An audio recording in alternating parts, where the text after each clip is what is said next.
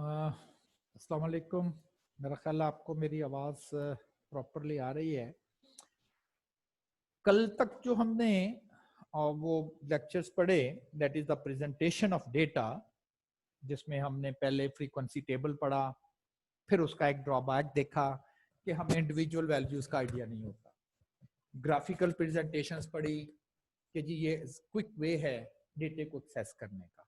Aldous बड़ी detail के साथ नहीं आप वहां से इंफॉर्मेशन ले सकते, लेकिन क्विकली आप जरूर जो इंफॉर्मेशन वहां से कैलकुलेट कर सकते। और फिर अगर कहा कि अगर हमारी इंटरेस्ट हो कि ये कैसे ये वैल्यू जो है वो कौन कौन सी ओरिजिनल वैल्यूज हैं, तो देन फिर हम स्टेम लीफ प्लॉट में चले जाते हैं। अच्छा, मैंने ऐसे ही कल वो व्हाट्सएप पे था, तो उधर लाहौर के ना कोई है स्कूल, ये कॉलेज है राइज आई थिंक, ऐसे करके कोई है मुझे, उसका ना ऐसे एक व्हाट्सएप ग्रुप बना हुआ था, और उसमें उन्होंने कहा हुआ था कि अगर आप AFC लेवल पर हैं और AFC कर रहे हैं और आपको प्रॉब्लम है तो हमारा ग्रुप ज्वाइन करें, हम हेल्प करेंगे। मैंने ऐसे ही बैठा, मैं कहा चलें देखें ये कैसे एक दूसरे की हेल्प करते हैं।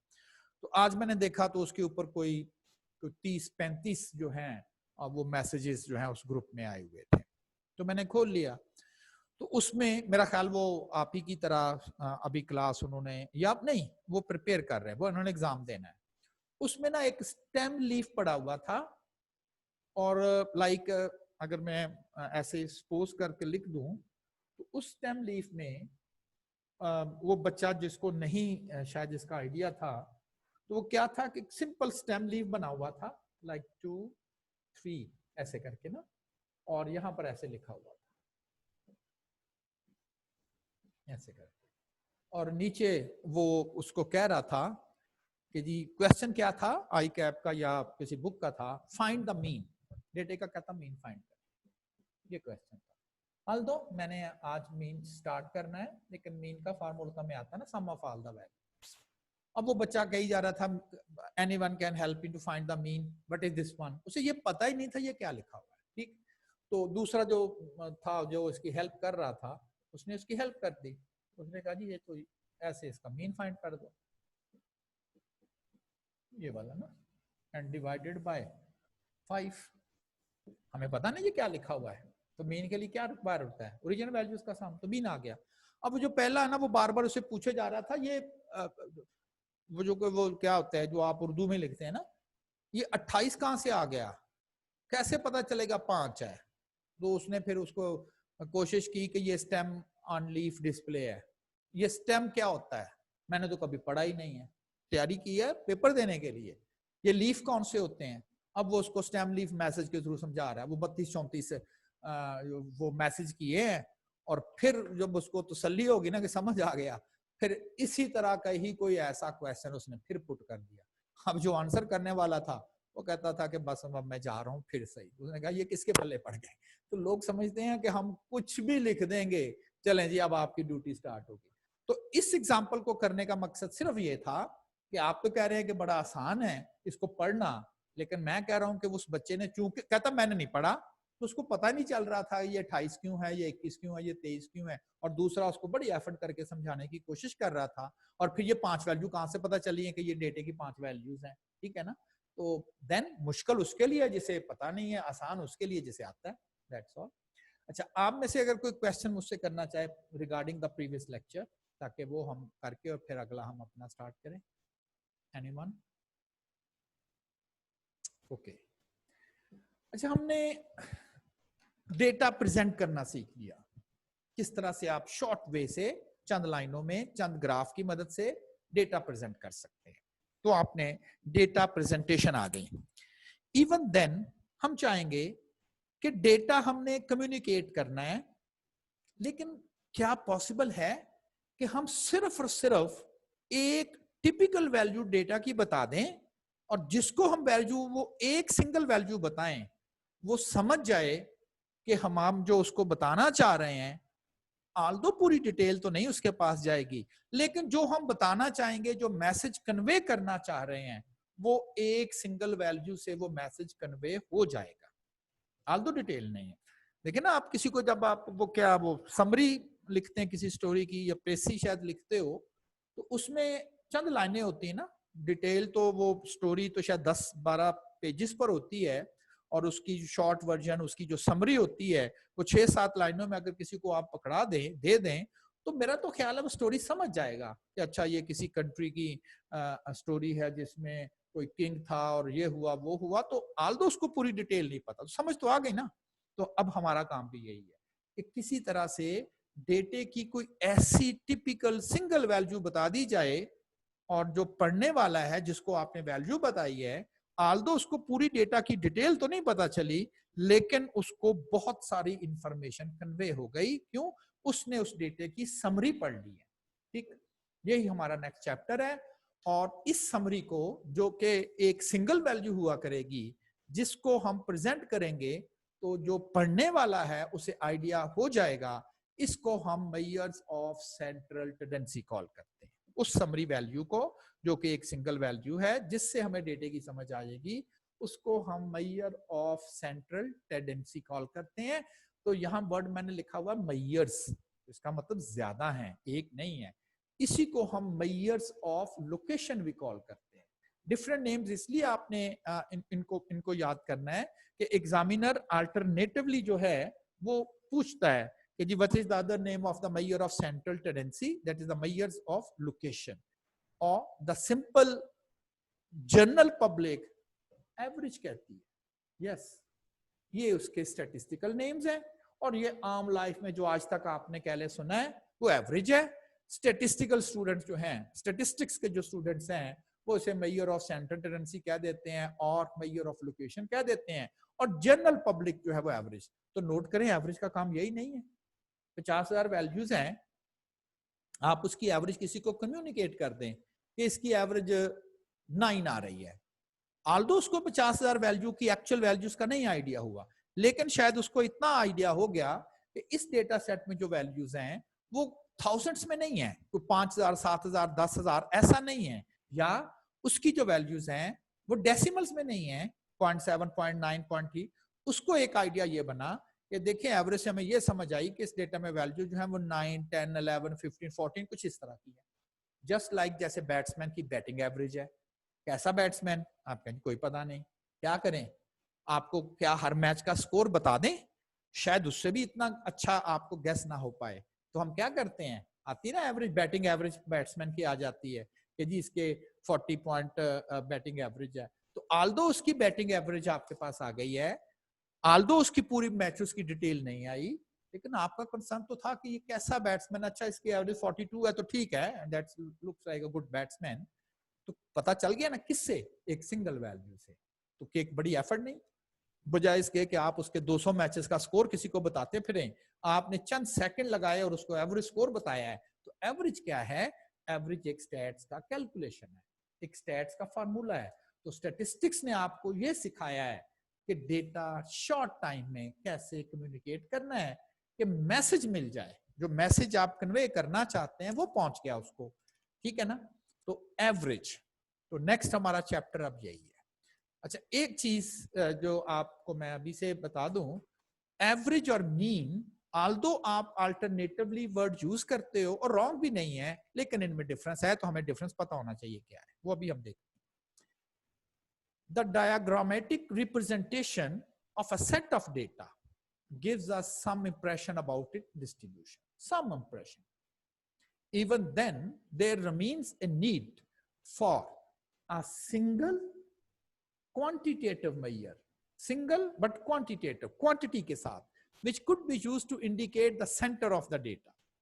Tendency of the values, tendency, किस तरह से वो वैल्यूज जो है वो किसके राउंड अबाउट कंसंट्रेट करती हैं, is the central tendency, and measure indicating the center is called measure of central tendency. तो ये वो सेंट्रल टेंडेंसी है, जस्ट अ सिंगल वैल्यू, बजाय इसके कि आप सारे का सारा डेटा किसी को कम्युनिकेट करें, just a single value communicate कर दें। And average is a single value that summarises the data. तो यही एवरेज है, मीन नहीं कह रहा मैंने मीन नहीं कहा, मैंने एवरेज कहा है। An average is a single value that summarises the data. तो हमें इससे ये शायद आइडिया हो रहा है कि मीन कोई डिफरेंट चीज है। तो इसको पहले देखें, अगर कोई गाड़ी है, कार और टोयोटा कार, कार और टोयोटा कार में क्या फर्क है? कार एक जनरल क्लास है, ठीक। टोयोटा कार उसकी एक स्पेसिफिक टाइप है, कार तो और तरह की भी हो सकती है। बर्ड और स्पैरो, क्या फर्क है? बर्ड एक जनरल क्लास है, बर्ड बहुत सारे हो सकते हैं, उनमें से एक स्पैरो है। और यही एग्जैक्टली फर्क एवरेज और मीन में भी है। एवरेज एक जनरल क्लास है, एवरेज बहुत सारी हो सकती हैं, उनमें से एक मेथड मीन है। Types of measure of central tendency, types. Arithmetic mean उसकी एक टाइप है, किसकी? सेंट्रल टेंडेंसी की, जिसे आप एवरेज कहते हो। Another type is geometric mean, another type is harmonic mean, another is median, another is mode. तो जो 5 किस्म की होगी ना फिर एवरेज, एक तो नहीं है। वो जो हम मीन पढ़ते हैं, बोलते हैं, वो कहां पर है? वो इस अरिथमेटिक मीन को हम मीन बोलते हैं, ये वो यहां पर आ रहा है। तो फिर मीन तो कैलकुलेट करना एवरेज की सिर्फ एक टाइप हुई ना। टेक्निकली क्या बोलते हैं? Arithmetic mean. ज्योमेट्रिक मीन भी है, हार्मोनिक मीन भी है, मीडियन भी है, मोड भी है। ये सब के सब क्या हैं? एवरेज की टाइप्स ऑफ एवरेज है, टाइप्स ऑफ एवरेज। ये सब एवरेज की टाइप्स हैं। अब क्वेश्चन ये है कि क्या इन सब से सेम ही आंसर आएगा? तो नो, सेम आंसर नहीं आएगा। दो चीजें बड़ी क्लियरली आपने समझनी है। फर्स्ट करें, दो रूट हैं, आपने ये लाहौर पहुंचना है, ये आपका ऑब्जेक्टिव है। आप इस वक्त फैसलाबाद में हैं, एक रास्ता जो है वो यहां पर पहुंच गया, दूसरा वे मोटरवे से गए यहां पर पहुंच गए, लेकिन ऑब्जेक्टिव दोनों का एक ही था, लाहौर जाना कंसर्न था, डेस्टिनेशन हमारा सेम था। इनको इस तरह की अगर मैं बात करूं तो इसे हम कहते हैं अल्टरनेटिव मेथड्स। क्यों? ऑब्जेक्टिव सेम था, अल्टरनेटिव। लेकिन ये जो एवरेज कैलकुलेट करने के 5 मेथड हैं, ये अल्टरनेटिव्स नहीं है। मतलब मत समझिएगा कि जी पांचों से आंसर तो सेम ही आना तो जौन सा मर्जी ले ले, ये अल्टरनेटिव नहीं है।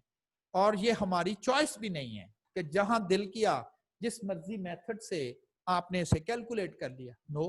तो फिर अब यही आपको सिखाना है कि कब किस डेटा सेट पे किस मेथड से आप एवरेज कैलकुलेट करोगे, तो that average is the most appropriate for that type of data. पढ़ा था ना, skewed data, symmetric data, negative skewed data, positive skewed data. अब यहां पर इसका रोल आ जाएगा। एक छोटी सी एग्जांपल और शेयर करता हूं, फिर मैं इसको जरा थोड़ी डिटेल से लूंगा ताकि आपको फेमिलियरिटी हो कि हम करने क्या जा रहे हैं। हम तो यही समझ रहे थे एवरेज तो बड़ा आसान है, सारी वैल्यूज को ऐड कर दिया, नंबर ऑफ वैल्यू से डिवाइड कर दिया तो मीन आ गया। मीन आ गया ना, ठीक है, एवरेज तो नहीं आई। एवरेज तो और भी मेथड से आ सकती है। लाइक फर्ज करें कि मेरे पास कुछ लोग हैं, पर्सन्स हैं, उनका मैंने वेट का डेटा नोट किया हुआ है। वेट का डेटा मेरे पास है, मे बी किसी का वेट 60 kg है, 65 kg है, 70 kg है, 82 kg है एंड सो ऑन। और उनकी जो है स्मोकिंग हैबिट्स का डेटा मेरे पास है, या जेंडर का डेटा मेरे फीमेल है एंड दीज आर 2 मेल्स। अब आपको याद होगा मैंने स्टार्ट में कहा डेटे को पहचानना, क्वांटिटेटिव क्वालिटेटिव की बात कर रहा हूं। ये डेटा हमारे पास क्वांटिटेटिव है, क्वांटिटेटिव, और ये डेटा क्वालिटेटिव है। और अगर मैं आपसे ये क्वेश्चन करता हूं, find average of the data, data की एवरेज फाइंड करें, find average of the data. अब देखिए, आप इसकी तो चले एवरेज कर दें, अब किस मेथड से करेंगे? इस मेथड से करेंगे ना, मीन। क्या करेंगे? सारी वैल्यूज को ऐड करेंगे, नंबर ऑफ डिवाइड कर देंगे, ओके मीन आ गया, ठीक है। मसला ये है, इसका क्या करेंगे? इसका क्या करेंगे? ये तो नहीं कर सकते f plus m divided by 4 is the average gender of a person, not sensible। Qualitative data तो फिर क्या करना जी? आपने तो बड़ा अजीब लिख दिया एवरेज। ठीक लिखा मैंने एवरेज, इसलिए कि अभी तक आप सिर्फ एवरेज के एक मेथड से फेमिलियर थे और वो था मीन। और मीन सिर्फ उस वक्त यूज कर सकते हैं जब डेटा क्या हो, क्वांटिटेटिव। तो डेटा तो क्वालिटेटिव भी हो सकता है। मसला यह है कि जब डेटा क्वालिटेटिव हो, एवरेज कैलकुलेट करनी हो, तो फिर हम क्या करेंगे, फिर हम एक्चुअली ये लास्ट मेथड हमने इसलिए रखा हुआ है, तो ये भी एवरेज कैलकुलेट करने का ही मेथड है, दैट इज मोड, MODE। ठीक हो गया ना। तो थोड़ा सा इंट्रोडक्शन करवा दिया कि एवरेज जो है वो एक जनरल क्लास है। गाड़ी कार एक जनरल क्लास है, टोयोटा उसकी एक स्पेसिफिक टाइप है। एवरेज एक जनरल क्लास है और मीन उसकी एक स्पेसिफिक टाइप है, और वो सिर्फ और सिर्फ उस वक्त यूज करते हैं whenever the data is quantitative। और देखें हर जगह पर हम, चूंकि जब भी बात की जाएगी हम हर जगह पर मीन ही चलाते हैं और मीन ही यूज करते हैं कि जी आता ही ये है, ठीक है। अब देखें इसमें कैलकुलेशन में कोई हार्म नहीं है। लाइक अगर मैं आपको एक छोटी सी एग्जांपल कुछ ऐसे दूं कि दो रीडिंग्स हैं, एक आपके पास फर्ज करें बैट्समैन है, उसने एक दफा 49 रन किए, एक दफा 51 किया, आपने इसकी एवरेज मीन जिसे कहते हैं कैलकुलेट कर लिया और 50 आ गया, बिल्कुल ठीक है। अच्छा, एक दफा उसने 2 स्कोर किया है, एक दफा 98 किया है, एवरेज इसकी भी 50 है। अगर मैं आपको दोनों की एवरेज सिर्फ मीन बता दूं, मीन, तो आप तो कहेंगे जी दोनों पर एक तरह के ही हैं, लेकिन मैं समझता हूं कि ये क्वाइट डिफरेंट है। यहां पर मैं कहूंगा कि ये बैट्समैन 50 के राउंड अबाउट स्कोर करता है, तो ठीक कह रहा हूं ना, 49 और 51। लेकिन यहां पर अगर मैं ये कहूं कि ये बैट्समैन भी 50 के राउंड अबाउट ही स्कोर करता, आप कहें वो कैसे, एक दफा 2 किया हुआ, एक दफा 98 किया हुआ, तो फिर क्या आपको एवरेज कैलकुलेट करने के लिए हर दफा मीन ही चाहिए? तो मना है ना। देखेंगे फिर क्या करेंगे इसी। तो अब मैंने एक तो आपको बता दिया क्वांटिटेटिव डेटा, क्वालिटेटिव डेटा, उसका उसका एवरेज कैसे फाइंड करना है, क्वालिटेटिव डेटा का तो नहीं हो सकता। और दूसरी एग्जांपल ऐसे कोट कर रहा हूं कि अगर फर्ज करें डेटा में डिफरेंस ही बहुत ज्यादा आ जाए, जैसे एक 2 और एक 98 है, तो ट्रू एवरेज कौन सी रहेगी, फिर हम मीडियन में आ जाएंगे। ठीक है ना, हर एक की कोई रीजन है तो ये मुख्तलिफ एवरेज के फार्मूले दिए गए हैं, अदरवाइज तो फिर ठीक था, मीन ही हर डेटे के लिए कैलकुलेट कर लेते हैं। तो ये थोड़ा सा आपको इंट्रोड्यूस हो गया कि हमें एवरेज क्यों कैलकुलेट करनी है, to represents the complete data but with the single value. और second, why there are 5 different method. और एग्जाम में ये क्वेश्चन आते हैं, एक तो होगा ना find this harmonic mean, find median, और कभी सिर्फ ये आएगा एमसीक्यूज में कि आपको एग्जामिनर कहेगा कि अगर इस तरह की सिचुएशन हो तो आप कौन से मेथड से इस डेटा की एवरेज कैलकुलेट करेंगे। मे बी उसने कहा हो कि if we record the gender of the student, which method is appropriate to calculate the average of the data. Mode, अब पढ़ेंगे इसको वन बाय वन, कि सिचुएशन पढ़ेंगे, किस सिचुएशन में कौन सा यूज करना है और कैसे यूज करना है। तो these are 5 different type. The decision as to which measure is to be used depends on the particular situation under consideration। देखना अब कौन सा इसमें से यूज करना है हमने। आपको मैं ये नहीं कह रहा 5 में से कोई भी यूज कर लें, ये अब आपको सिखाया जाएगा वन बाय वन करके कि कौन सी मेजर जो है वो आपने टर्न बाय टर्न जो है वो यूज करनी, विच मेजर आप लोग जो है वो टर्न बाय टर्न इसको यूज करेंगे। और एग्जाम में कभी एग्जामिनर सिर्फ सिचुएशन पूछता है कि अगर इस सिचुएशन में आप कौन सा एवरेज का मेथड यूज करोगे, इस सिचुएशन में आप कौन सा एवरेज का मेथड यूज करोगे। तो पहले हम पढ़ते हैं अरिथमेटिक मीन, जिसको हम AM से एब्रीवेट करते हैं रूटीन में। और ये जब भी वो एग्जाम में लिखेगा AM, तो ये नहीं होता कि हमें पता नहीं ये AM क्या है, तो अंडरस्टूड है ये अरिथमेटिक मीन लिखा हुआ है, और सिंपली हम उसे मीन भी कॉल करते हैं, अरिथमेटिक मीन और mean. The arithmetic mean is defined as value obtained by, formula बड़ा सब जानते हैं, dividing the sum of all the observations by their number. Mean आ गया arithmetic mean, sum of all observations divided by the number of observations. और अब जरा मैं उसको नोटेशन देने लगा हूं। आपको याद है रीडिंग्स ऑब्जर्वेशंस को हम कैसे लिखते हैं, x के साथ, नंबर ऑफ ऑब्जर्वेशंस को n के साथ। तो फिर ये जो डिस्क्रिप्टिव स्टेटमेंट है, इसको मैथमेटिकल स्टेटमेंट में बदलना हो तो simple is that, sum of all observations, क्योंकि ऑब्जर्वेशंस को x कहते हैं, सम समेशन कहते हैं, नंबर ऑफ ऑब्जर्वेशंस को n से रिप्रेजेंट करते हैं, और मीन के लिए फिक्स नोटेशन है x बार, डेटा x, उसके ऊपर हॉरिजॉन्टल लाइन जैसे हम बार पढ़ते हैं, तो हम कह देते हैं कि this indicates the mean of the data, और ये स्टैंडर्ड नोटेशन है। आपको जिस जगह भी लिखे मिलेगी तो आपको एक्सप्लेन नहीं किया जाएगा ये क्या लिखा हुआ है, ये अरिथमेटिक मीन लिखा हुआ है डेटे का, दैट इज डेटे का मीन लिखा हुआ है, sum of all the values divided by the number of values. अच्छा, इधर से एक बड़ी ही इंटरेस्टिंग कैलकुलेशन जो है वो मैंने लिखी हुई है। फिलहाल नहीं मैं इसको एक्सप्लेन करूंगा इसका क्या मतलब है, ये अगली एग्जांपल सॉल्व करूंगा फिर वापस आऊंगा और फिर हमें आइडिया होगा कि वाकई ये बिल्कुल ठीक लिखा हुआ है। फिलहाल मैंने क्या किया हुआ, सिंपली मैंने क्रॉस, आज ही हमने पढ़ा था, क्रॉस मल्टीप्लाई करके डिनोमिनेटर फ्री किया हुआ मैंने। तो ये मैंने एक एक्सप्रेशन लिखी हुई है।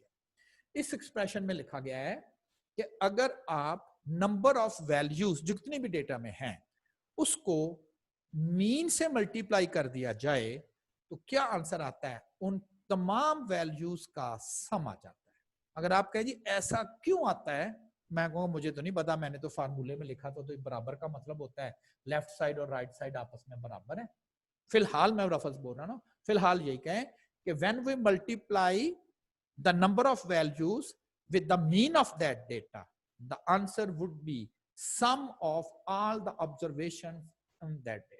अब जरा एक स्टेटमेंट ऐसे ही, मैंने कहता कि आपको मैं मीन सिखा रहा हूं, आपको आता है, लेकिन इसमें जो एक इंटरेस्टिंग एक दो चीजें हैं ना, और जो ही आपको रोल प्ले करेंगी आगे जाके मीन को समझ, मीन को इस्तेमाल करने में, तो देन वो इंटरेस्टिंग होगी। The marks obtained by 8 students are, student के मार्क्स बता दे, एक ने क्लास में 67 मार्क्स नहीं है, 72, 68, 70, 65 एंड सो ऑन। उसने सिंपल कहा जी मीन फाइंड कर दें, okay fine, add sum of all the values, मैंने तमाम वैल्यूज को ऐड किया and divide by the number of values 8 and average mean marks is 68.5। इससे मुझे समझ आ गई कि ये जो क्लास है जिसमें 8 स्टूडेंट्स हैं, इनके जो मीन मार्क्स हैं, आल्दो हर एक के 68.5 नहीं है, बल्कि किसी के भी नहीं है 68.5, तो बल लफज हम बोलेंगे राउंड अबाउट है, इसके ही कहीं इर्द गिर्द। हाँ, ये अभी मैं नहीं बता सकता how much round about, how much close. अब देखें कोई 68 नंबर जो है वो इसके काफी करीब है एवरेज के, ये वाले, और ये इससे दूर है। तो अभी मैं फिलहाल आपको ये नहीं बता पा रहा कि how much close are far away these marks of each student from mean, बस इतना कह रहा हूं, all the students in the data set got marks that is round about 68.5। Mean की यही इंटरप्रिटेशन होती है, ये नहीं होती कि हर स्टूडेंट ने इतने ही नंबर लिए। अब मैं यहां एक अजम्पशन करने लगा हूं, इफ वी अज्यूम फर्ज कर लेते हैं, assume each value equal to the mean of the data. अगर मैं यहां अज्यूम करता हूं कि हर डेटा वैल्यू फर्ज करें वो यही है 68.5, हर स्टूडेंट जो क्लास में 8 हैं, आल्दो किसी के नंबर कम है ज्यादा है, लेकिन ये जो मीन आ गया ना 68.5, आप फर्ज कर ले, अज्यूम कर ले हर स्टूडेंट के नंबर 68.5 ही हैं। इस असम्पशन के बाद डेटा ये बन जाएगा, every student, every 8 student, each of the 8 student got 68.5 marks। अब जरा इन 8 रीडिंग्स को 8 स्टूडेंट के मार्क्स को ऐड करें। ओरिजिनल मार्क्स मैंने ऐड किए थे ना, ये तो उनके ओरिजिनल थे जिसमें मैंने कोई जूम नहीं किया, रियलिटी जो थी तो बना था 548। यहां ये मैंने अज्यूम कर लिया कि हर स्टूडेंट के नंबर कितने अज्यूम किए, जितना डेटे का मीन आ रहा था। अब जरा इसको ऐड करें, और आपको पता है कि अगर आपको ये वैल्यू ऐड करनी हो तो रिपीटेड एडिशन इज मल्टीप्लीकेशन। तो ये कितनी रीडिंग्स हैं, 8। जाहिर है अगर 8 स्टूडेंट है तो 8 ही रीडिंग बनेंगी ना, मल्टीप्लाई विद और 68.5। इसको जरा नोट करें, अगर आप 8 को 68.5 से मल्टीप्लाई करें तो ये 548 बनता है, 548 बनता है। अब इंटरेस्टिंगली देखें, ये इसके सम के बराबर ही आया। जो ओरिजिनल वैल्यूज का सम था 548, और जो ओरिजिनल वैल्यूज तो नहीं थी, मैंने अज्यूम किया, लेकिन अज्यूम कुछ नहीं करना, मीन जो मीन आए और हर वैल्यू को यही समझे यही डेटे का मीन है। वैल्यू तो चले सेम नहीं है क्योंकि ये 67 है, ये 72 है, लेकिन जरूर ये नहीं कि बाय चांस, जरूर ये सम जरूर सेम होगा। ओरिजिनल वैल्यूज का सम, और हर वैल्यूज को मीन समझते हुए सम जरूर सेम होगा। अब देखिए ये जो 8 है, अगर मैं इस डेटे को लिखूं तो ये n नहीं है, अगर ये 10 स्टूडेंट होते तो यहाँ 10 आ जाना था। ओके, ये 68.5 क्या है, ये डेटे का मीन है, मीन ही को रखा ना। और ये 548 क्या है, ये 548 आप कहें ये डेटे की ओरिजिनल वैल्यूज का सम है। तो चले, मैंने जो पिछली स्लाइड में जो चीज लिखी थी मैंने प्रूफ भी करके दिखाई आपको कि ये वाकई ही ऐसा है। दो चीजें होती है ना, आपका जो फार्मूला लिखा हुआ, फार्मूला तो गलत नहीं हो सकता। देखे ना, ये तो बात ठीक है ना कि sum of all the values divided by the number of values in the data, ये तो बात ठीक है। आप क्रॉस मल्टीप्लाई किया आपने जी, चूंकि मैथ्स में क्रॉस मल्टीप्लाई कॉन्सेप्ट है, इक्वेशन का मतलब तो यही है, तो ये तो बिल्कुल ठीक है। मैथ का स्टूडेंट इसमें जाएगा ही नहीं कि जी प्रूफ तो करके देखें, लेकिन बहरहाल मैंने आपको प्रूफ कर दिया। तो ये एक बड़ी इंपॉर्टेंट आपके पास एक मेथड आ गया कि अगर आप डेटा में जितनी भी वैल्यूज हैं मीन से मल्टीप्लाई कर दिया जाए, जिसका मतलब होता है हर वैल्यू को आपने मीन के बराबर समझा है, तो आपको ओरिजिनल वैल्यू तो कतई नहीं मिलेगी। मैं नहीं कह रहा कि आपको 68.5 अगर ऐसा करेंगे तो हर एक वैल्यू मिल जाएगी, नहीं, लेकिन सम जरूर आपको उन वैल्यूज का ठीक मिलेगा, चाहे आप ओरिजिनल वैल्यूज को सम कर लें या आप सपोज्ड वैल्यूज को सम कर लें, सम जरूर आपको ठीक मिलेगा। और ये ऐसी एक इंफॉर्मेशन है जो कि मैंने अगले 3-4 प्रॉब्लम्स में इसी इंफॉर्मेशन को यूज करना है।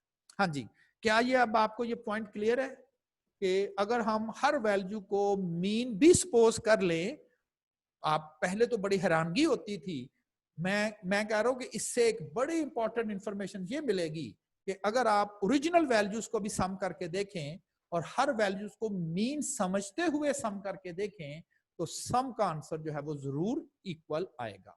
और दूसरी चीज जो बता रहा हूं कि if we multiply the number of values with the mean of the data, we will get the sum of the answer will be equal to sum of the original values in the data.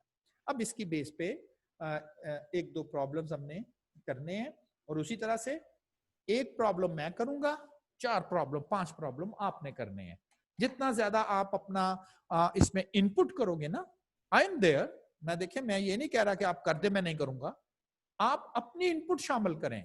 बहुत सारे बच्चे very good करके लाते हैं और वो अपने आप को कॉन्फिडेंट फील करते हैं कि ओके जी हम स्टेप बाय स्टेप चल रहे हैं, जिस तरह से टीचर हमें गाइड कर रहा है मैं हम उसी स्टेप्स के ऊपर जा रहे हैं, तो दैट हमें तो कोई मुश्किल नहीं आ रही।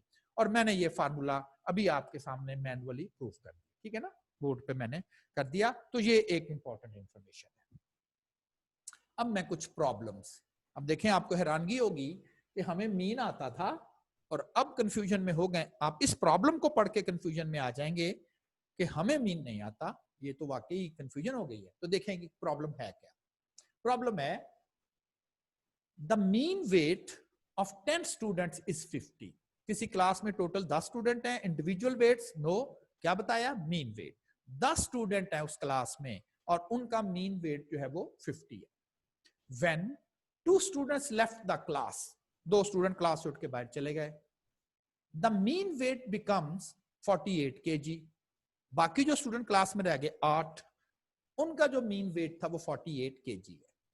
Find the mean weight of students who left the class, जो क्लास से उठ के चले गए उनका आपको मीन वेट बताना है। तो अगर मैं आपसे क्वेश्चन पूछूं तो कह रहा हूं ना ये मीन का क्वेश्चन है, मीन ही बताना है ना, मीन का क्वेश्चन है। ये चीज ध्यान में रखें, मीन फाइंड करने का आप समझ ले एक ही फार्मूला, क्या, जिसका मीन फाइंड करना है उनको ऐड कर ले, उतनी ही वैल्यूज पर डिवाइड कर दे, मीन आ जाएगा। अब चूंकि आपको फाइंड करना है mean weight of student who left the class, और कितने स्टूडेंट ने क्लास लेफ्ट की है, 2 स्टूडेंट ने, तो हमें चाहिए टोटल वेट, हमें कंसर्न है टोटल वेट 2 स्टूडेंट्स का डिवाइडेड बाय 2, तो ये बन जाएगा मीन वेट ऑफ 2 स्टूडेंट जो क्लास से चले गए थे। तो हमें जो क्लास से 2 स्टूडेंट चले गए हैं उनका हमें टोटल वेट रिक्वायर है, डिवाइडेड बाय 2 कर देंगे तो 2 स्टूडेंट का मीन वेट आ जाएगा।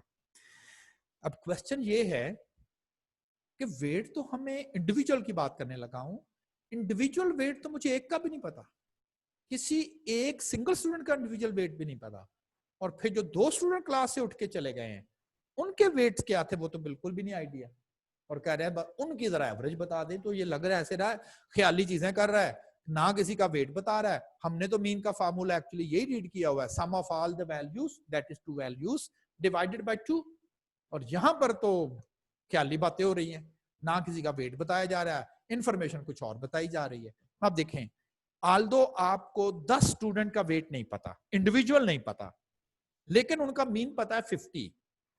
अगर आप 10 के 10 स्टूडेंट का ही वेट 50 सपोज कर ले, तो फिर 10 स्टूडेंट का एक्चुअल वेट और 10 स्टूडेंट का जो सपोज्ड वेट आपने किया वो तो सेम हो जाएंगे। तो आपको 10 स्टूडेंट के इंडिविजुअल वेट्स का नहीं पता चलेगा, लेकिन आप जो अभी मेथड पढ़ा है इससे आप 10 स्टूडेंट का टोटल वेट जरूर ठीक बता सकते हैं, आल्दो आपको इंडिविजुअल वेट नहीं भी पता। क्यों, कैसे? Number of values 10 multiply with the mean of the data 50, ये समझते हुए कि 10 के 10 जो स्टूडेंट है हर एक का वेट जो है वो 50 केजी है, तो 500 केजी बन जाएगा टोटल वेट ऑफ 10 स्टूडेंट्स। क्या मैंने अगर आप मैथमेटिक्स के फार्मूले की बात करें तो मैंने ये वाला फार्मूला यूज किया हुआ है, number of values multiply with the mean of the data to get the total of that values. तो 10 स्टूडेंट्स का टोटल वेट आ गया। अब 2 स्टूडेंट क्लास से चले गए, 8 बाकी रह गए। उन 8 स्टूडेंट का जो दो चले गए ना, 8 स्टूडेंट का एवरेज वेट आया 48, 8 स्टूडेंट का। अब क्या करें, हर स्टूडेंट के वेट को 48 समझें, 8 स्टूडेंट हैं तो 8 स्टूडेंट का टोटल वेट भी आपके पास आ जाएगा, 8 स्टूडेंट का टोटल वेट भी आ गया। टोटल वेट ऑफ 8 क्यों, 2 स्टूडेंट क्लास से चले गए। कैसे, फिर वही formula, number of values 8, mean of the, her value को मीन समझा, तो 384 केजी जो है वो उन 8 स्टूडेंट का वजन है जो क्लास में थे, और जब 10 के 10 क्लास में थे तो उनका टोटल वजन जो था वो 500 केजी था। The total weight of 2 students, कौन से 2, हु लेफ्ट द क्लास। 500 में से 384 आपने माइनस कर दिया।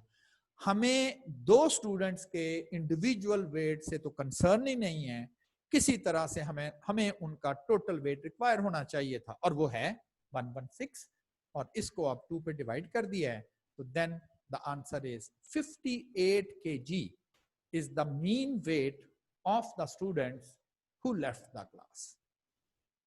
अब आपको आइडिया शायद, हाँ मैं नहीं कह रहा सब लोग, लेकिन शायद मेजॉरिटी इस क्वेश्चन को ना कर पाती। हाँ वो लोग शायद कर लेते जिन्होंने ऑलरेडी स्टैटिस्टिक्स पढ़ी हुई थी, लेकिन मैंने एक बहुत ज्यादा मैथमेटिक्स नहीं कह लें उस अजम्पशन को, क्यों मैंने कहा कि ये ठीक है, पहले वो प्रूफ करा लिया, बाद में उस अजम्पशन को यूज कर लिया। अब ये बहुत जगह पर मैं यूज करूंगा, दिस वन बहुत जगह पर यूज की जाएगी कि जी अगर आपको कुछ वैल्यूज का सम चाहिए और आपको सिर्फ वैल्यूज और मीन पता हो, तो आप उनको मल्टीप्लाई करके उन वैल्यूज का सम ठीक ठीक कैलकुलेट कर सकते हैं।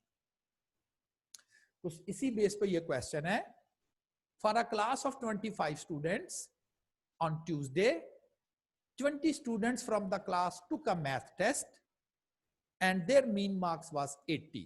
25 में से 20 लोगों ने टेस्ट दिया और उनकी एवरेज 80 आ गई। On Friday, remaining students from the class, जो 5 रह गए, took the math test and their mean marks was 90. जिन्होंने फ्राइडे को 5 स्टूडेंट ने टेस्ट दिया उनके मीन 90 थे, जिन्होंने पहले 20 स्टूडेंट ने टेस्ट दिया था ट्यूसडे को, उनके मीन मार्क्स 80 थे, और कहा जा रहा find the mean marks of the entire class. 25 student के मीन मार्क्स बताने, इसके 25 स्टूडेंट्स के, तो हमें तो फिर 25 स्टूडेंट्स के टोटल नंबर चाहिए डिवाइडेड बाय 25, तो मीन मार्क्स ऑफ 25, तो आसान नहीं है। 20 स्टूडेंट के टोटल नंबर कैलकुलेट कर ले, total marks of 20 students who took the test on Tuesday, number of students multiply with the mean to get 1600 number total लिया है उन 20 स्टूडेंट ने जो ट्यूसडे को टेस्ट में अपीयर हुए। सिमिलरली मेंशन किया गया है total marks of 5 student who took the test on Friday. क्यों, 5 स्टूडेंट के नंबर थे 90, हर एक के नंबर को 90 समझे, टोटल फिर ठीक है 450। अब ये एक्चुअली 25 स्टूडेंट्स के टोटल आप कर लेंगे, टोटल मार्क्स ऑफ 25 स्टूडेंट्स, इन दोनों को ऐड कर लिया तो जो पूरी क्लास थे उनके टोटल नंबर 250 थे, और अब इसको आपने 25 से डिवाइड कर दिया तो 82 मार्क्स एवरेज पे बनते हैं। आल्दो आपको डिफरेंट पोर्शन में मीन मालूम था, सेगमेंट में 20 का मीन अलहदा से मालूम था, 5 का मीन अलहदा से मालूम था, लेकिन मैंने आपको बोल दिया ना मीन का फार्मूला इसके अलावा और कोई नहीं है, हमें उन वैल्यूज का सम चाहिए। यहां तो मीन्स थे तो मैंने पहले मीन से सम बना लिए, फिर उनको ऐड करके सम्स में चले गया एंड देन मैंने उसकी वैल्यू जो है वो डिटरमिन कर कुछ राउंड अबाउट इसी किस्म का ही है। Ali has grades of, marks कह दें, ग्रेड्स कह दें 84, 65 एंड 76 ऑन 3 मैथ टेस्ट्स। उसके 3 टेस्ट हुए, एक में उसके 84 मार्क्स हैं, एक में उसने नेक्स्ट में उसने 65 मार्क्स लिए और नेक्स्ट में उसके 76 मार्क्स हैं। What grade must he obtain on the next test, fourth test, एक टेस्ट रह गया उसका, you have an average of exactly 80 for the fourth test. Like उसे कहा गया था कि जी अगर आप 80 मार्क्स ले लेते हो एवरेज में, चाहे आप किसी में कम ज्यादा भी ले लो, लेकिन आपसे 4 टेस्ट कंडक्ट किए जाएंगे और अगर आपकी एवरेज जो है वो 80 मार्क्स बन जाती है, एवरेज मीन एक्चुअली यहाँ पर मीन, अगर उसकी एवरेज मीन उसका जो है वो 80 बन जाता है तो देन वो कहते हैं जी कि लाइक हम आपको स्कॉलरशिप देंगे। अब अली 3 टेस्ट में अपीयर हो चुका है, एक में तो उसने अपने 80 के टारगेट से लिटिल बिट ज्यादा ही परफॉर्म किया है, लेकिन दूसरा बड़ा वर्ष है, 65 नंबर उसके आए हैं, और तीसरा भी क्लोज तो चले गया 76। अब रह गया उसके पास एक टेस्ट और एवरेज मेंटेन करनी है 80। वो अपनी कैलकुलेशन बिफोर टाइम करना चाहता है कि मुझे इस टेस्ट में कितने नंबर लेना जरूरी है ताकि मेरी जो एवरेज है, टारगेट जो है वो 80 बन जाए। तो देखिए मैंने इसको कैसे अटेम्प्ट किया है। मैंने सबसे पहले तो उसको टारगेट ले लिया ना, अगर उसको 4 टेस्ट की एवरेज 80 चाहिए, सिंपल इज दैट, उसे 4 टेस्ट में 320 नंबर चाहिए। अब तो खैर समझ गए होंगे क्या करना है। हमने पहले 3 टेस्ट के टोटल कर लिए 225, 80 की एवरेज का मतलब टोटल 320, बाकी जो नंबर है 95 वो उसको रिक्वायर है। तो देखे ना, पहले जब क्वेश्चन पढ़ रहे थे तो शायद हमारे ज़हन में डिफरेंट ऑप्शंस आ रही थी कि जी ऐसे जरा करते हैं, ऐसे करते हैं। होना तो ये चाहिए कि जो एक टॉपिक हमने स्टार्ट किया, जो एक फार्मूला हमने पढ़ा हुआ है या पढ़ लिया है, उसी को यूज करते जाएं। तो मैं वही फार्मूला यूज किया जा रहा हूँ। ठीक, if the mean marks of student from 3 sections, like आपके 3 सेक्शन है, एक ए सेक्शन चल रहा है, एक बी सेक्शन चल रहा है, एक सी का, and are 45, 40 and 35 respectively, with the number of students from 3 sections are, A section में 50 स्टूडेंट हैं, बी में 40 हैं और सी सेक्शन में 60 है। कहता find the mean marks of student from 3 section, तीनों को मिला दिया। मतलब कॉलेज में 3 सेक्शन चल रहे थे, एक ए सेक्शन का टीचर ने टेस्ट लिया है, उसकी एवरेज बी सेक्शन को कोई और टीचर टीच कर रहा था, उसकी एवरेज सी को कोई और टीचर टीच कर रहा था, उसकी एवरेज, एंड देन मैनेजमेंट के पास इसका डेटा चले गया। वो कहता जी हमने आप पेपर स्टूडेंट्स को दिलवाने हैं, तो हमें तो ये नहीं है कि कौन सा सेक्शन क्या एवरेज स्कोर कर रहा है, हमें तो ओवरऑल तीनों की इकट्ठी एवरेज ही रिक्वायर है। तो एवरेज मीन रिक्वायर है, तो मीन का तो फिर वही फार्मूला, अगर ये टोटल एक में 50 है, एक में 40 है, एक में 60 है, तो ये 150 स्टूडेंट बनते हैं। हमें 150 स्टूडेंट के टोटल नंबर चाहिए डिवाइडेड बाय 150। तो सिंपल है, ए सेक्शन के टोटल नंबर कैलकुलेट कर दे। टोटल मार्क्स 50 स्टूडेंट हैं ए सेक्शन में और एवरेज 45 नंबर बनते हैं, तो number of students multiply with the average to get the total. तो ए सेक्शन के जो 50 स्टूडेंट हैं उनके टोटल नंबर जो है वो 2250। B section, C section, student कितने टोटल 150, और इनको आपने ऐड कर दिया तो ये तीनों सेक्शन के टोटल नंबर आ गए 5950, और ये तीनों सेक्शन के टोटल स्टूडेंट्स आ गए 150। और अब आप इसका मीन कैलकुलेट कर सकते हैं, 5950 डिवाइडेड बाय 150, और ये आपके पास उस तीनों सेक्शन की एवरेज जो बनती है वो 39.67 मार्क्स बनती है। ठीक, तो इस तरह से आप इनकी एवरेज जो है वो कैलकुलेट कर सकते हैं। मैं जरा चेक कर लूं कि आगे क्या प्रॉब्लम है। अच्छा, ये थोड़ा लेंथी हो जाएगा, कवर नहीं होगा। अब आप एक एक्सरसाइज लिखेंगे, शाबाश। एक एक्सरसाइज आपको लिखनी है, find mean of A and B. Find mean of A and B if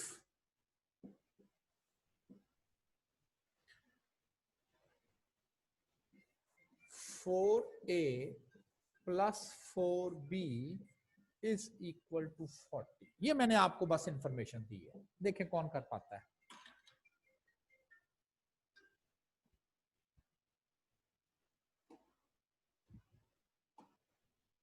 वालेकुम अस्सलाम।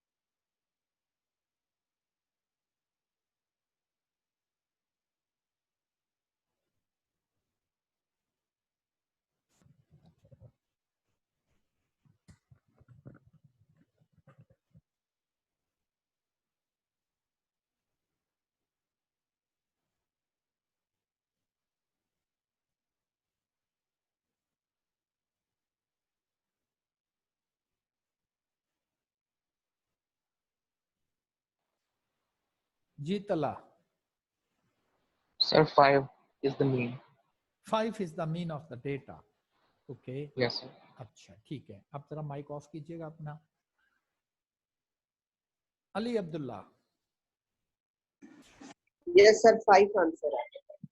5 आंसर आ रहा है, तो Yes, डेटे sir. का मीन जो है वो 5 है। ओके यस अच्छा, अब अगर मैं देखूं तो 1 2 3 4 5 6 7 और 9 10 लोग जो हैं, कोई बात नहीं, आहिस्ता आहिस्ता जाहिर है कि इम्प्रूवमेंट आती जाएगी। हम में 10 लोगों ने जो है वो पार्टिसिपेंट के हैंड रेज थे। ऑलमोस्ट इस वक्त 46 47 लोग जो हैं वो क्लास में। अब देखें, अब आइडिया मैं बार बार एक ही वर्ड बोल रहा हूं कि मीन कैलकुलेट करने का एक ही वे है कि जिसका मीन आपको कैलकुलेट करना है उसको आप ऐड कर दें। आप कहें आपको ए और बी का मीन ऐड करना है, हाँ आपको फाइंड करना है mean of A and B. आप कहते हैं जी कि जो ए का वैल्यू होगा, जो बी की वैल्यू होगी, वो दोनों ऐड कर लेंगे और ये दो नंबर्स हैं, दो को फिक्सिंग कर लेंगे। ठीक है ना, जितनी जितनी जिस वैल्यू, अगर मुझे स्टूडेंट्स का मीन चाहिए तो मैं कहता हूँ सारे स्टूडेंट्स के नंबर ऐड कर दे और नंबर ऑफ वैल्यू से डिवाइड कर दे तो मीन आ जाता है।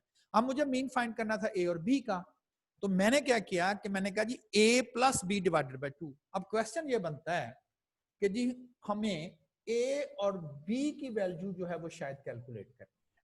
अब जिन लोगों को लिटिल बिट फेमिलियर हैं मैथमेटिक्स में, शायद वो इस चक्रों में पड़ गए कि जी हमें a b की वैल्यू कैलकुलेट करेगी, जो भी यहाँ a और b की वैल्यू आएगी वहां पुट कर देंगे और आंसर फाइंड कर लेंगे। उनके लिए मैसेज ये है कि ये इक्वेशन एक है और इसमें दो अननोन आ रहे हैं, ये नहीं फाइंड होते। ये मैथ्स में भी थोड़ा सा डिस्कशन करनी है मुझे कि अगर एक इक्वेशन हो और अननोन दो हो, वो नहीं फाइंड हो सकते। फर्ज करें आपके पास कुछ ऐसे होता, इसमें एक ही अननोन है ए, तो वो तो फाइंड हो जाएगा ना, 4 उधर चल जाएगा, 4 पे डिवाइड हो गया, एक ही वैल्यू आ जाएगी। लेकिन यहाँ इक्वेशन तो एक है लेकिन उसमें अननोन दो इन्वॉल्व हैं, तो वो तो फाइंड नहीं होते।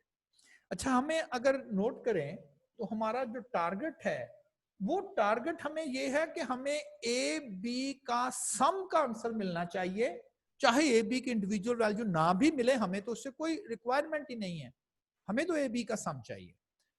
अब थोड़ा सा ज़ाहिर है, अब मैथमेटिकली अब इतनी चीजें तो हम कर ही सकते हैं कि 4 अगर मैं इसमें से कॉमन ले लूं 4, तो मेरे पास आ जाएगा a plus B is equal to 40। 4 से दोनों साइड पर डिवाइड किया जा सकता है ना, same action, division bye constant, तो a प्लस बी का सम आ जाएगा 10। यहां पर मैं रखूंगा 10 divided by 2, 5 is the true answer.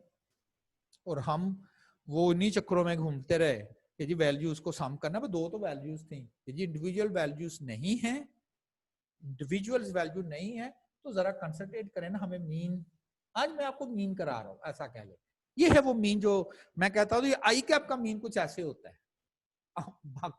बाकी लोगों का मीन तो वो वैल्यूज को जमा कर लिया और नंबर ऑफ वैल्यूज से डिवाइड कर दिया, वो आई कैप का मीन कुछ इस तरह से होता है कि चीजें वही पूछता है कॉन्सेप्चुअली, ठीक है ना, आपको आइडिया हो गया जी के मीन से सम कैसे फाइंड करना और ये सारी कैलकुलेशन हमने किस तरह से परफॉर्म करनी। अच्छा, कल आपने एक छोटी सी एक्सरसाइज जो है, होमवर्क कह दें, होम एक्सरसाइज कह दें, वो आपने परफॉर्म करना, और वो एक्चुअली जो कल मैंने करना है आपसे, उसमें अगर आप करेंगे ना, तो यानी कि ये एक्सरसाइज करेंगे ना, तो फिर आपको जल्दी चीजें समझ आ जाएंगी कि ये क्या है।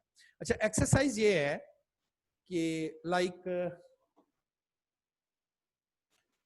ये मैं आपको ना, मेरा नहीं ख्याल कि ये स्लाइड्स में मुझे क्लियर नहीं है कि ये डेटा मैंने ऐसे रखा हुआ है या नहीं, क्योंकि स्लाइड्स में थोड़े से मैंने डिफरेंट क्वेश्चन रखे हुए हैं, वहां पर मैंने थोड़े डिफरेंट किए हैं ताकि लोग आप डबल एक्सरसाइज कर सकें। बहरहाल आप फिलहाल ये डेटा नोट करें, चलें 8 ही तो वैल्यूज हैं, ये डेटा नोट कर लें। 67, 72, 68, 70, 65, 68, 75, 63, 8 स्टूडेंट थे, और ये मैंने आपको 8 स्टूडेंट के मार्क्स जो हैं वो मैंने नोट करवा दिए।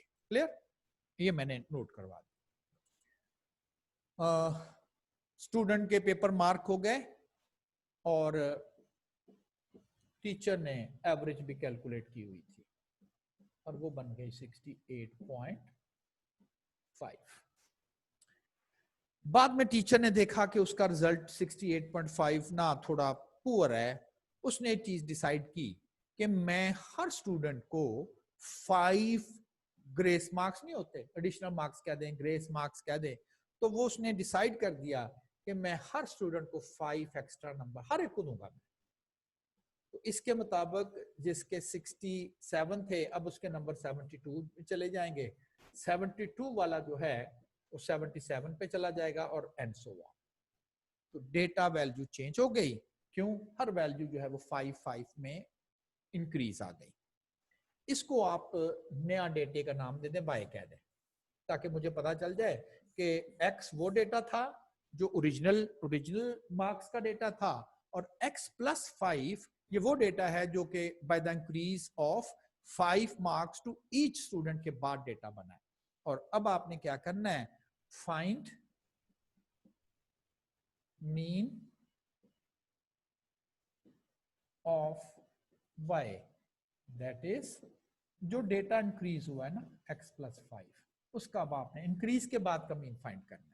तो एक आपने प्रॉब्लम ये सॉल्व करना है, क्या हर स्टूडेंट के डेटे को 5 नंबर से आपने इंक्रीज कर दिया है, और 5 नंबर से इंक्रीज करने के बाद आपने उससे सारी की सारी जो वैल्यूज हैं वो आपने यहाँ पर कैलकुलेट करके, और उसका मुझे आपने कल मीन कैलकुलेट करके बताना है कि ये इसका मीन जो है वो आपके पास किस तरह से कैलकुलेट होगा।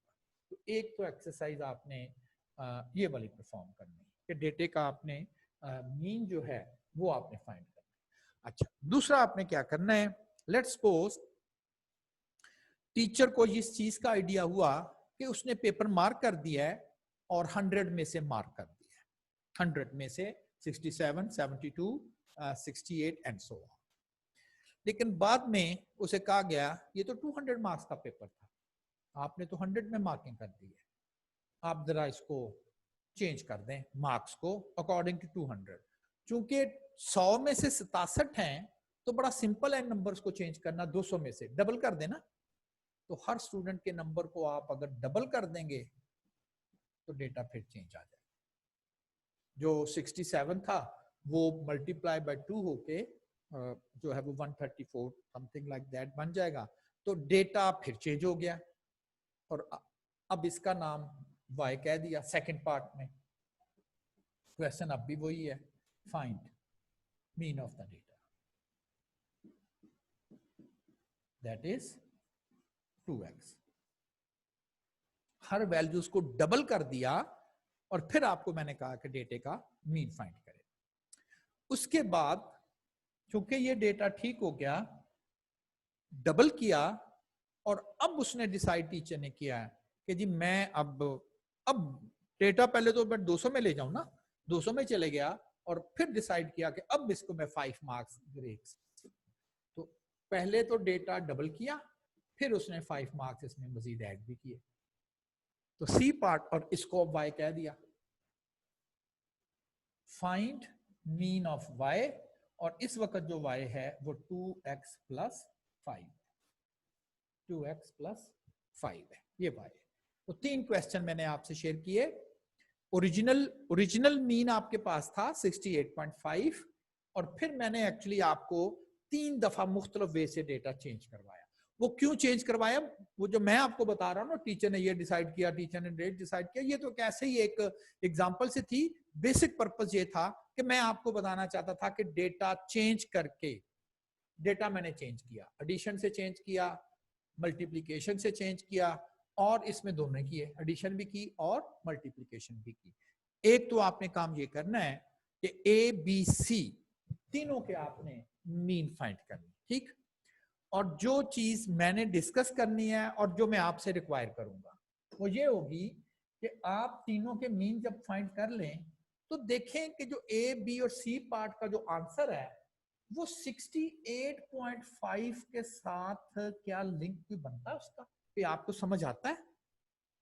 बात समझ रहे हैं ना, कि जब आप तीनों आंसर कैलकुलेट करें तो कोशिश करें ए पार्ट के आंसर को भी 68.5 से कंपेयर करें, तो आपको ना एक सिस्टमैटिक सा लिंक उसमें नजर आ रहा होगा। फिर बी पार्ट को सॉल्व करें, उसमें भी आपको कहेंगे अच्छा ये जरा सिस्टमैटिक लिंक हमें समझ आ रही है। सी पार्ट को सॉल्व करेंगे तो आपको सिस्टमैटिक लिंक समझ आएगा।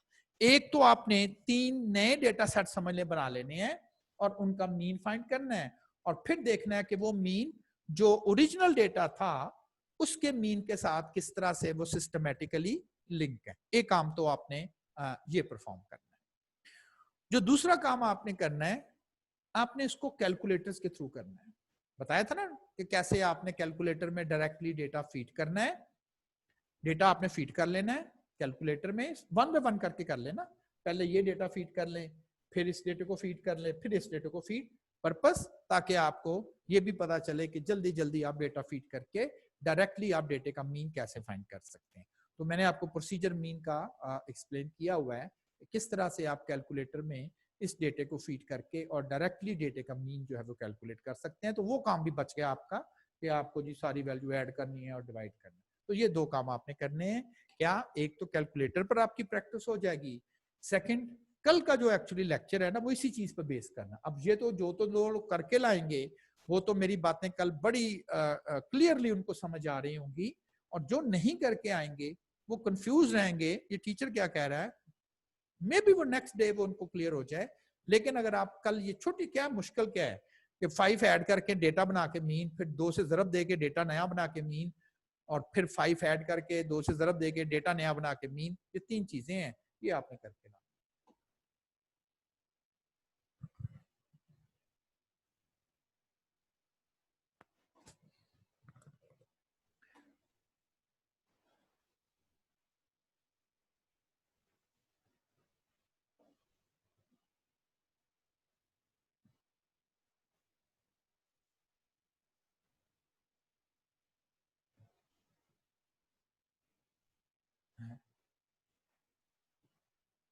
आउट हो जाता है। चले चले, किसी ने कोई क्वेश्चन तो नहीं करना?